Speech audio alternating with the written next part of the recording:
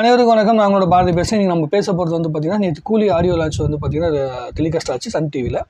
அதில் தலைவர் அவர்கள் பேசின பேச்சிலேருந்து தான் நம்ம டீட்டெயில்ஸ் வந்து பேசுகிறோம். ஆல்ரெடி வந்து ஆன்லைனில் நிறைய விஷயங்கள் வந்து லீக் ஆகியிருந்தால் கூட அஃபிஷியலாக டிவியில் எல்லாருமே மக்கள் பார்த்த பிறகு அதை பற்றி ஒரு டிஸ்கஷன் கொண்டு வந்தோம்னா இன்னும் நல்லாயிருக்கும் அப்படின்னு சொல்லி தான் அதை வந்து ஹோல்டு பண்ணி வச்சுருந்தோம் அந்த டாப்பிக்கை. இன்றைக்கி அதை பற்றி வந்து நம்ம பேச போகிறோம். எப்பயுமே ரஜினி சாருடைய படங்களுடைய ஆடியோ லான்ச் வரும்போது அந்த ஆடியோ லான்ச்சில் வந்து அவர் பேசுகின்ற விஷயமா இருக்கட்டும், குறிப்பாக அவருடைய எந்த ஒரு மேடையாக இருந்தாலும் சரி, அரசியல் மேடைகளாக இருந்தாலும் சரி, இல்லை புத்தக வெளியீட்டு விழாவாக இருந்தாலும் சரி, இல்லை வந்து பார்த்திங்கன்னா சினிமா சம்மந்தப்பட்ட நிகழ்ச்சிகளாக இருந்தாலும் சரி, அது எல்லாத்துலேயுமே அவருடைய பேச்சுக்குன்னு ஒரு தனி வந்து ரசிகர் கூட்டம் இருக்குது. அதில் மிக முக்கியமான ரசிகர் கூட்டம்லாம் இருப்பாங்க. ரொம்ப அவர் டீப்பாக அவருடைய ஒவ்வொரு வார்த்தைகளையுமே அவருடைய அட்வைஸ் இது எல்லாத்தையும் ஃபாலோ பண்ணுற ரசிகர் கூட்டத்தில் நானும் ஒருத்தன். அவருடைய பேச்சுக்கு மிகப்பெரிய வந்து பார்த்திங்கன்னா ரசிகன் அப்படிங்கிறது. ஏன்னா அவருடைய ஒவ்வொரு பேச்சிலையுமே அவர் வந்து ஆரம்ப காலத்தில் எங்கே ஆரம்பித்தார் அப்படிங்கிறதுக்கு உண்டான அந்த அழுத்தமான ஒரு பதிவு இருக்கும். அவருடைய அந்த ஜேர்னி இருக்குல்ல, இந்த 50 வருஷத்தை கடந்திருக்காரு அப்படிங்கிற விஷயத்தை விட அந்த 50 வருஷத்தில் அவர் என்னென்ன மாதிரியான பாடங்களை வந்து வாழ்க்கையில் உணர்ந்திருக்காரோ அந்த பாடங்களை எல்லாத்துக்கும் சொல்லிக் கொடுக்கணும் அப்படிங்கிற விஷயத்தில் ரொம்ப கீனாக இருப்பார். அதில் வந்து எனக்கு ரொம்ப பெரிய அளவுக்கு அவர் மேலே வந்து பெரிய அபிப்பிராயம் உண்டு. ஸோ இந்த ஆடியோ லான்ச்சில் பொறுத்த வரைக்கும் லோகேஷ் கனகராஜ் அவர்கள் வந்து பார்த்திங்கன்னா முதல்ல கதை சொல்ல வரும்போது நான் வந்து கமல் சாரோட ஃபேன் அப்படின்னு சொன்ன விஷயத்தை வந்து கிண்டல் பண்ணுறதா இருக்கட்டும், அதுக்கப்புறம் அவர் வந்து பார்த்திங்கன்னா அந்த படத்துக்காக போட்ட எஃபோர்ட்டை பற்றி வந்து பாராட்டின விஷயமா இருக்கட்டும், அதே மாதிரி ஸ்ருதிஹாசன் அவர்கள் இருக்காங்களே அவங்கள வந்து பார்த்திங்கன்னா ஒரு கிளாமரான ஒரு பொண்ணாக தான் வந்து பார்த்திங்கன்னா எல்லாருமே சினிமாவில் பார்த்துட்டு இருந்திருக்காங்க. ஆனால் இந்த படத்தை பார்த்த பிறகு கமல் சார் பெருமைப்படுற அளவுக்கு அவர் பாராட்டுற அளவுக்கு ஒரு அற்புதமான ஒரு பர்ஃபார்மன்ஸ் வந்து அவங்க பண்ணியிருக்காங்க அப்படிங்கிற விஷயத்தை பாராட்டினதாகட்டும். ஷௌபின் அவர்கள் வந்து முதல்ல வந்து ஃபகத் ஃபாசில் நடிக்க வேண்டிய கேரக்டர் வந்து ஷௌபின் அவர்களுக்கு கொடுக்கும்போது அந்த கேரக்டர் வந்து முதல்ல நான் வேணான்னு அப்படின்னு சொன்னேன். அதுக்கப்புறமேட்டு அவருடைய அந்த மானிட்டரில் வந்து அவருடைய பர்ஃபார்மன்ஸ்லாம் பார்த்த பிறகு நான் மிரண்டுட்டேன். ரொம்ப அற்புதமான பர்ஃபார்மன்ஸ் பண்ணியிருக்காங்க. நாகார்ஜுன அவர்களை வந்து பார்த்திங்கன்னா ஒரு வில்லனை நடிக்க வைக்கிறது சாதாரணமான விஷயம் கிடையாது. எப்படி நடிக்க ஒத்துக்கிட்டார் அப்படிங்கிற விஷயத்தில் கேள்வி கேட்டு அது ஆச்சரியமாக சொன்னார். ரஜினி சார் வந்து பார்த்திங்கன்னா அவருடைய பேரை சொன்னாலே இங்கே வந்து பெரிய பெரிய ஆர்டிஸ்ட் உள்ளுக்குள்ளே கொண்டு வந்துட முடியும் அப்படிங்கிறது அவருக்கு தெரியும். இருந்தாலும் அவர் வந்து பார்த்திங்கன்னா ஒரு புதுமுகம் நடிக்கிற மாதிரி, ஐயோ நம்மளோட படத்தில் அவங்க நடிக்கிறாங்களா அப்படிங்கிற அந்த பெருமையை அவர் பேசுகின்ற விதத்தை பார்க்கும்போது ரொம்ப ரொம்ப ஆச்சரியமாக இருக்குது. அது எப்படி வந்து அவர் ஹேண்டில் பண்ணுறாரு, மக்கள் எப்படி வந்து புரிஞ்சு வச்சுருக்காரு, ப்ளஸ் வந்து தன்னை வந்து தனக்கான திறமை என்ன, நம்மளுடைய ரொம்ப பாசிட்டிவான விஷயம் என்ன, அதை எப்படி மக்களுக்கு டெலிவர் பண்ணணும், அதே மாதிரி தனக்கு என்ன தெரியாது அப்படிங்கிறது ரொம்ப தெளிவாக தெரிஞ்சு வச்சுருக்காரு. எஸ்பிபி சார் இருக்கார்ல, அவர் ஒரு வாட்டி வந்து ஒரு இன்டர்வியூவில் சொன்னாப்புல, ரஜினிகாந்த் அவர்களுக்கும் எனக்கு ஒரு மிகப்பெரிய ஒற்றுமை இருக்குது, எங்கள் 2 பேர்த்துக்கு என்ன வராதுங்கிறது எங்களுக்கு ரொம்ப தெளிவாக தெரியும். ஸோ எது எங்களுக்கு 2 பேருக்கு ரொம்ப நல்லா வரும் அப்படிங்கிறது தெளிவாக தெரியும். ஸோ அதனால் தெரிஞ்ச விஷயத்த ரொம்ப பலமாக நாங்கள் பண்ணுவோம். அதனால தான் பெரிய அளவுக்கு வந்து பார்த்திங்கன்னா இந்த சினிமா ஃபீல்டில் வந்து சர்வே ஆகிருக்கும் அப்படின்னு வந்து எஸ்பிபி அவர்கள் வந்து சொல்லியிருக்காரு. ஸோ எஸ்பிபி அவர்கள் சொல்லியிருக்காருன்னா அவர் எந்த அளவுக்கு அவர் முகஸ்துதிக்காக பேசுகின்ற ஆளும் கிடையாது. ப்ளஸ் வந்து பார்த்திங்கன்னா அவர் வந்து ரஜினி சாருக்கு தனியாக ஒரு புகழை வந்து ஏற்படுத்தி கொடுக்கணும் அப்படிங்கிற அவசியம் கிடையாது. அவர் உன்னிப்பாக கவனிச்சிருக்காரு. முதல்ல ரஜினி சார் வந்து பார்த்திங்கன்னா இந்த சினிமாவுக்குள்ளே வரத்துக்கு முன்னாடி எஸ்பிபி சார்கிட்ட வந்து அறிமுகப்படுத்தியிருக்கார் பாலச்சந்திர சார் அப்படிங்கிறதே அவர் ஒரு பேட்டியில் வந்து சொல்லியிருக்காரு. ரஜினி சார் வந்து ஒரு கூலியாக இருந்து இப்போ இந்த கூலி படத்து மூலமாக மிகப்பெரிய அளவுக்கு வந்து சம்பளம் வாங்கியிருக்காருங்கிற ஒரு பக்கம் இருந்தாலும் இந்த படத்துடைய இந்த வியாபாரம், இந்த படத்துடைய இந்த ப்ரொமோஷன் இது எல்லாமே ஏன் இந்த அளவுக்கு பயங்கரமாக வந்து முன்னேறி வந்திருக்குன்னா தான் எந்த இடத்துலேருந்து ஸ்டார்ட் பண்ணேன் அப்படிங்கிற விஷயத்த ரஜினி சார் உணர்ந்திருக்காரு அப்படிங்கிறது தான் அது மிக முக்கியமான காரணம். ஒரு கூலியாக இருந்து அப்புறம் கண்டக்டராக மாறி அதுக்கு பிறகு வந்து பார்த்திங்கன்னா சினிமாவில் வந்து ஒரு இன்ட்ரெஸ்ட் எடுத்ததுக்குள்ளுக்குள்ளே வந்து அதுக்காக போடப்பட்ட எஃபோர்ட் என்ன, இது எல்லாமே ரஜினி சார் என்ன மாதிரியான விஷயங்கள் பண்ணியிருக்காரு, அதுக்காக என்னென்ன மெனக்கிட்டிருக்காரு அப்படிங்கிற விஷயத்த ஸ்ருதிஹாசன்கிட்டையும் அதே மாதிரி வந்து லோகேஷ் கிட்டையும் நிறைய பேசியிருக்காரு. ஸ்ருதிஹாசன் அவர்கள் வந்து ரஜினி சாருக்கும் கமல் சாருக்கும் இடைப்பட்ட அந்த நட்பை பற்றி எவ்வளோ அற்புதமாக வந்து என்கிட்ட சொல்லியிருக்காரு அப்படிங்கிறது அதை எல்லாத்தையும் வெளியே சொல்ல முடியாது. பட் ஆனால் அது வந்து என்றைக்குமே வந்து நான் மறக்கவே முடியாது. அவ்வளோ அற்புதமான நினைவுகளை வந்து அவர் ஷேர் பண்ணியிருக்காரு அப்படின்னு வந்து ஸ்ருதிஹாசன் அவர்களும் சொல்லியிருக்காங்க. இன்டர்வியூவில் சொல்லியிருக்காங்க. மேடையில் பேசும்போது சூப்பர் ஸ்டார் யாருன்னு கேட்டால் சின்ன குழந்தையும் சொல்லும் அப்படிங்கிற அந்த பாட்டையும் பண்ணாங்க. அப்புறம் அனிருத் அவர்கள் அவருடைய பெர்ஃபார்மன்ஸை பயங்கரமாக இது பண்ணாப்புல. ஸோ இது எல்லா விதத்துலையுமே ரொம்ப முக்கியமான அவருடைய ரஜினி சாரோட பேச்சில் ரொம்ப முக்கியமாக நம்ம கவனிக்க வேண்டிய விஷயம் என்னென்னா அந்த மோட்டிவேஷன் ஃபேக்டர் அப்படிங்கிறது. அந்த உடம்பை வந்து நம்ம தண்டிக்கலைன்னா உடம்பு நம்மளை தண்டிச்சிடும் அப்படிங்கிறது. எக்ஸசைஸ் பண்ணணும், உடம்புக்கான சரியான தீனி போடணும், எதை சாப்பிடணும் எதை சாப்பிடக்கூடாது அப்படின்னு தெரிஞ்சு சாப்பிடணும் அப்படிங்கிற அந்த விதமாக இருக்கட்டும். அதே மாதிரி தன் லைஃப்பில் வந்து பட்ட எந்த ஒரு கஷ்டங்களையுமே அடுத்தவங்க படக்கூடாது அப்படின்னு அவர் நினைக்கிறார். நம்ம வறுமையில் இருக்கோம், நம்மளால் வந்து சில விஷயங்களை வந்து மக்களுக்கு கொடுக்க முடியும். அது மிக முக்கியமாக என்ன கொடுக்க முடியும், வெறும் பண ரீதியாக மட்டுமே வந்து மக்களை திருப்திப்படுத்திட முடியாது.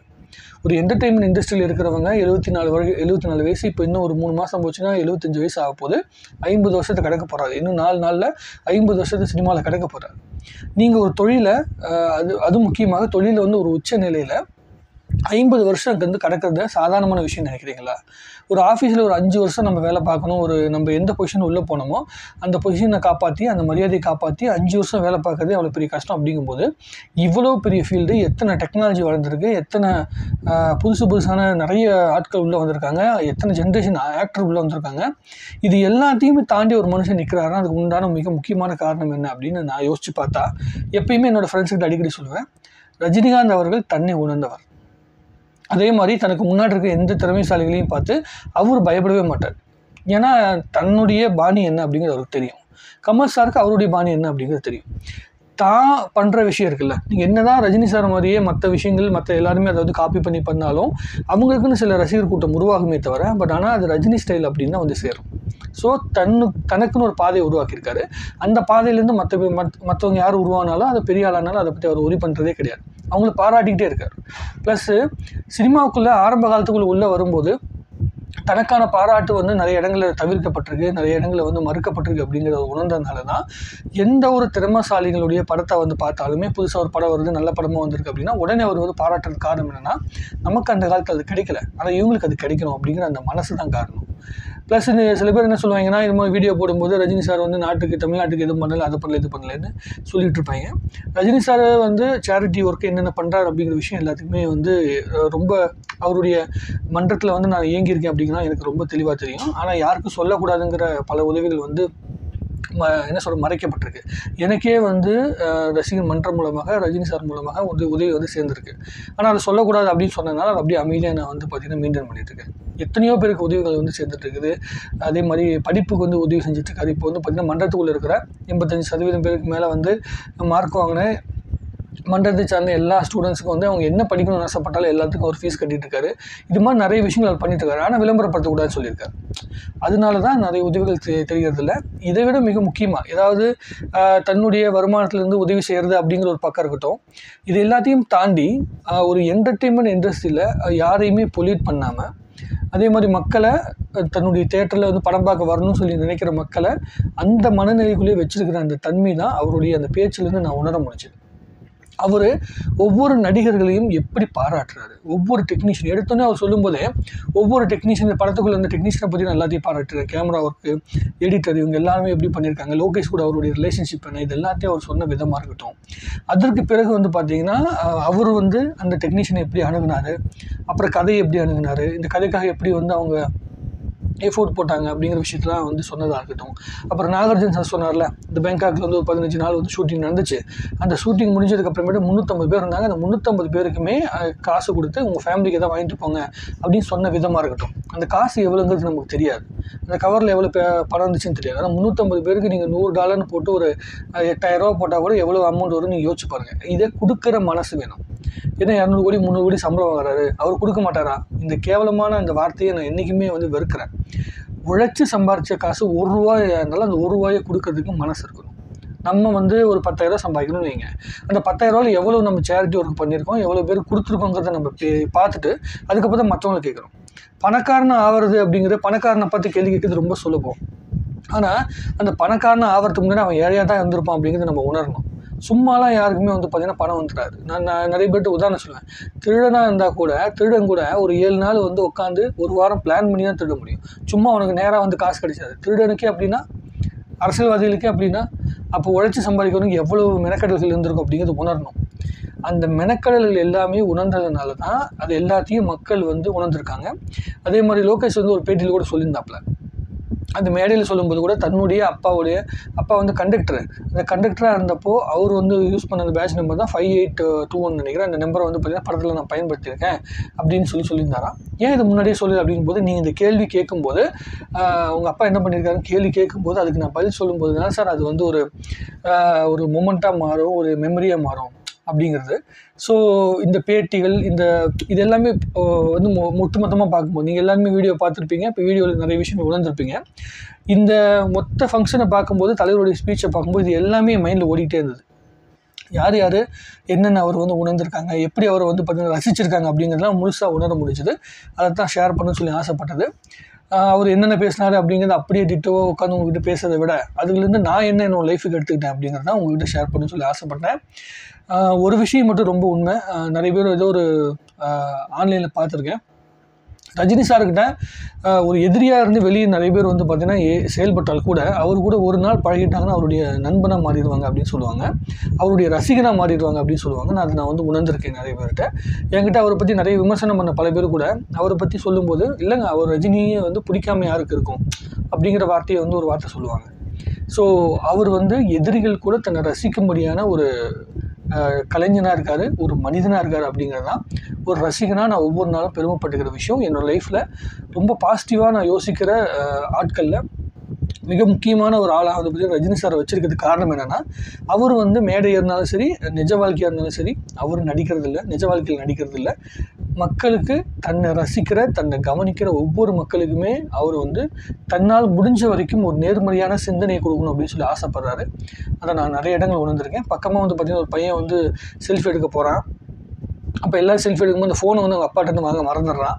மறந்த பிறகு அந்த பையன் வந்து ஒதுங்கி போயிட்டான். போன பிறகு எல்லாத்தையும் ஃபோட்டோ எடுத்து அந்த பையனை கூப்பிடுங்கன்னு சொல்லி கூப்பிட்டு நிற்க வைக்கிறாரு. ஃபேமிலியோடு நின்று ஒரு ஃபோட்டோ எடுத்து அனுப்புகிறாரு. அதுக்கு வந்து ஒரு உதாரணம் வந்து ஒரு இன்டர்வியூவில் நான் பார்த்துருக்கேன். அந்த உதாரணத்தை நான் அடிக்கடி யோசிப்பேன். எப்படின்னா, யாரோ ஒருத்தர் வந்து பார்த்திங்கன்னா ரஜினி சார் வந்து ஒரு ஷூட்டிங் பாட்டில் ஏதோ மாப்பிள்ளை படமோ ஏதோ படத்தில் ஷூட்டிங் பாட்டில் வந்து மீட் பண்ணும்போது குடிச்சிட்டு வந்துட்டானா. குடிச்சிட்டு வந்து அவர் தோல் மேலே கையை போட்டு அழுத்துறானா. ரஜினி சார் சிரிச்சுக்கிட்டே போஸ்ட் கொடுத்துட்ருக்காராம். அப்புறம் அவர் வந்து கிளம்பிட்டாராம். கிளம்பினோடனே பக்கத்தில் அவர் கூட நடிச்சிட்டு இருக்க நடிகர் வந்து பார்த்துட்டு சொன்னாராம், இது மாதிரி ஏன் சார் அவன் வந்து குடிச்சிட்டு வந்து இருக்கா, அவங்க கூட போய் நீங்கள் இப்படி பண்ணால் என்ன சார், ஏன் சார் அப்படி பண்ணி அப்படின்னா, எவ்வளோ நேரம் நிற்பான், ஒரு 10 செகண்டு இல்லை ஒரு 15 செகண்ட் நிற்பானா. அந்த 15 செகண்டு வந்து நம்ம வந்து பேர் பண்ணிக்க முடியாமல், அதை வந்து நம்ம அக்செப்ட் பண்ணிக்க முடியாமல் இருந்தோம்னா அவன் எப்படி வந்து நம்ம இந்த லைஃப்பை வாழ்கிறது அப்படிங்கிற ஒரு உதாரணத்தை அவர் சொன்னாராம். அதாவது ஒரு 15 செகண்டில் அவனோட வாழ்க்கையில் ஒரு மிக முக்கியமான ஒரு மொமெண்ட்டை நம்ம உருவாக்கியிருக்கோம். அதை நினச்சி அவன் சந்தோஷப்பட்டுக்கிட்டோம். அவன் நம்ம கூட வந்து அப்படியே ட்ராவல் பண்ணிட்டே போகிறவங்க அப்படியே வந்து நிற்க போகிறவங்க. ஸோ அந்த 15 செகண்ட் சந்தோஷத்தை அவங்களுக்கு கொடுத்துட்டு போகலாமே, அதுக்காக நம்ம சில மெனக்கெடுதல் பண்ணலாமே, அதில் ஒரு தப்பு கிடையாது அப்படின்னு ரஜினி சார் சொன்னாராம். நான் அதை உணர்ந்திருக்கிறேன்.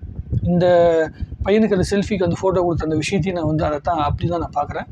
அதே மாதிரி நிறைய சொல்லலாம். அவருடைய பேச்சிலிருந்தும் சரி, அவருடைய லைஃப்லேருந்தும் சரி, நம்ம நிறைய விஷயங்கள் உணர்ந்திருக்கோம். இந்த மேடை பேச்சு வந்து ரொம்ப சீக்கிரம் முடிஞ்ச மாதிரி எனக்கு ஒரு ஃபீலிங் இருந்துச்சு. 40 நிமிஷம் பேசினாப்புல, இருந்தாலும் அது ரொம்ப சீக்கிரம் முடிஞ்ச மாதிரி இருந்தது. ஜெயிலர் மாதிரி இன்னும் நிறைய பேசுவார் அப்படின்னு நான் நினச்சேன். அதே மாதிரி தன்னுடைய இயலாமைகள், தான் வந்து தன்னுடைய உடல்நிலையை பற்றி அவர் வந்து கிண்டல் பண்ணிக்கிற விதமாக இருக்கட்டும், தன்னைத்தானே தாழ்த்திக்கிறவன் என்றைக்குமே வந்து உயர்ந்துக்கிட்டே இருப்பான் அப்படிங்கிறதுக்கு மிக முக்கியமான உதாரணமாக ரஜினி சாருடைய பேச்சும் அவருடைய வாழ்க்கையும் இருக்குது அப்படிங்கிறதா நம்ம லைஃபுக்கு நம்ம எடுத்துக்க வேண்டிய மிக முக்கியமான விஷயம்.